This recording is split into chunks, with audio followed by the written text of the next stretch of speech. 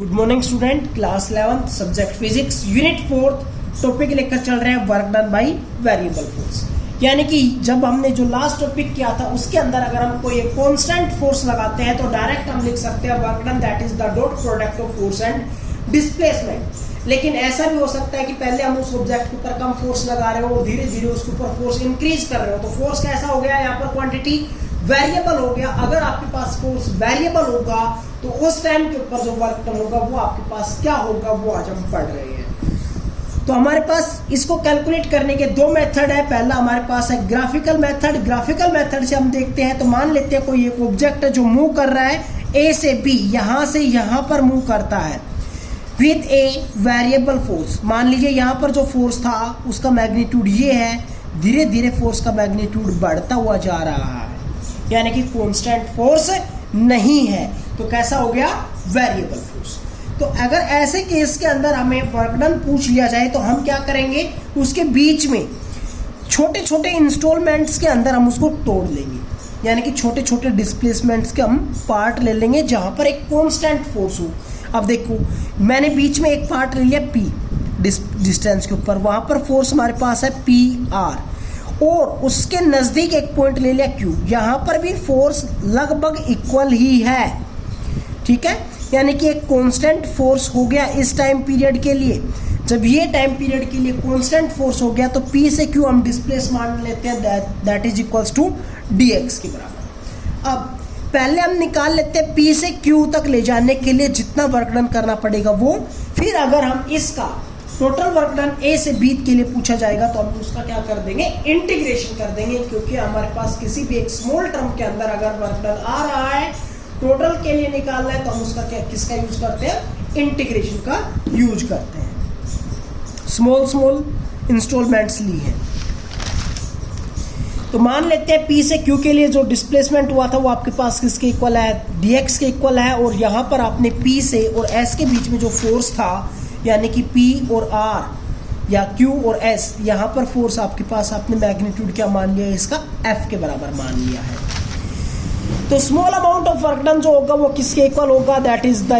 Product of force and displacement. Force का मतलब PS, या हम लिख सकते हैं P इंटू आर भी लिख सकते हैं, और dx को आप क्या लिख सकते हो, P into Q, P into S into P into Q, यानी कि एक तो ये साइड हो गई पी आर और क्यू एस, ये दोनों इक्वल ही है, ठीक है, और ये स्मॉल के बराबर है तो यहां पर पी आर लिख लेना आप, ठीक है।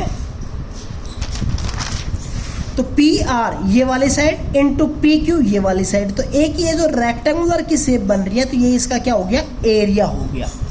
ठीक है। तो इसके प्रोडक्ट को हम क्या लिख सकते हैं, area of strip P Q R S. जब आपको टोटल वर्क डन की बात पूछ ली जाए तो टोटल वर्क डन के लिए अभी मैंने क्या बताया, ए से बी तक ले जाने के लिए क्या करना पड़ेगा, आप उसको क्या कर देंगे, इंटीग्रेट कर देंगे, यानी कि total work done W that is equals to integration of DW, और इंटीग्रेशन के अंदर यहाँ पर लिमिट देखेंगे तो कहाँ से कहाँ तक चेंज हो रहा है dx। देखो यहाँ पर जो इंटीग्रेशन हो रहा है वो dx के रेस्पेक्ट के अंदर हो रहा है, और dx कहाँ से कहाँ तक चेंज हो सकता है, ये वाले पी क्यू पार्ट मैंने लिया dx, तो वो यहाँ से और यहाँ के बीच में कहीं पर भी लाई कर सकता है, इसलिए इसकी इंटीग्रेशन की लिमिट क्या हो जाएगी, xa टू xb। जब हम इनका प्रोडक्ट करेंगे तो हमारे पास हो गया area of strip P Q R S, और इसका इंटीग्रेशन करेंगे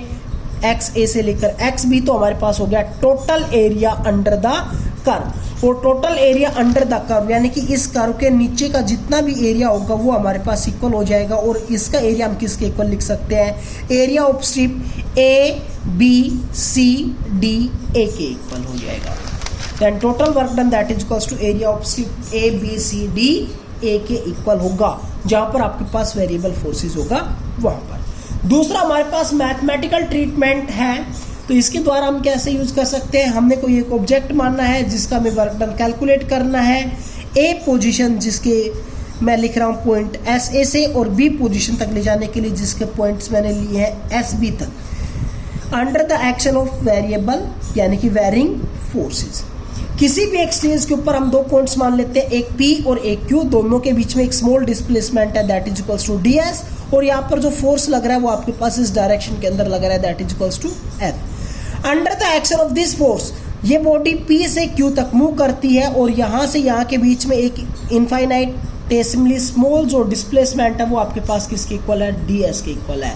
then small amount of work done F vector dot ds vector